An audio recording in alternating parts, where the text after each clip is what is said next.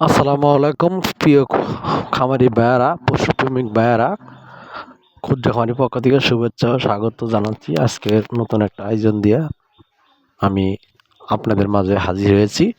সেটা আমার এই দুটো গরু বিক্রি করে দিলাম।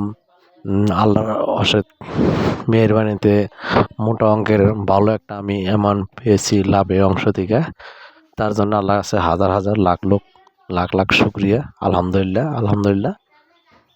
আপনারা যারা গরু লালন পালন করতে চান, আপনারা প্রথমে একটা দুইটা গরু দিয়ে শুরু করতে পারেন। সেটা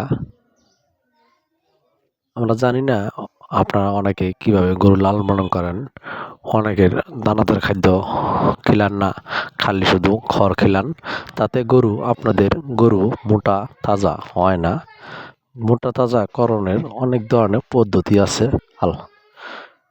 আমরা তা অনেকেই জানি না। সেটা আমরা শুধু খড় খাওয়াই, দানাদার পাশাপাশি খাদ্য খাওয়াই।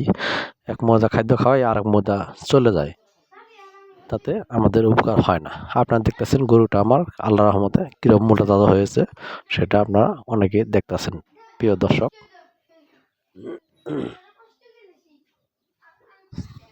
আমরা হাট থেকে যখন পশুটা ক্রয় করি, আমরা খালি খাদ্য খাওয়াই, খড় খাওয়াই, ঘাস খাওয়াই। তাতে আমাদের গরু কোনো মোটা তাজা হয় না। মোটা তাজাকরণের প্রক্রিয়া অনেক কিছু আছে। সেটা হাট থেকে আনার পরপরই আমি এর আগে একটা ভিডিও দিছি আপনাদেরকে। সেটা হাট থেকে আনার পরপরই মিনিমাম 5 থেকে 7 দিন গরুটা রেস্টে থাকবে। তারপরে আমি একটা কিডনি ডোজ করবেন আপনারা। কিডনি ডোজ করার পর লিভার টনিক, জিঙ্ক পাশাপাশি খাবেন, তারপরে ভিটামিন। ধন্যবাদ। আল্লাহ হাফেজ।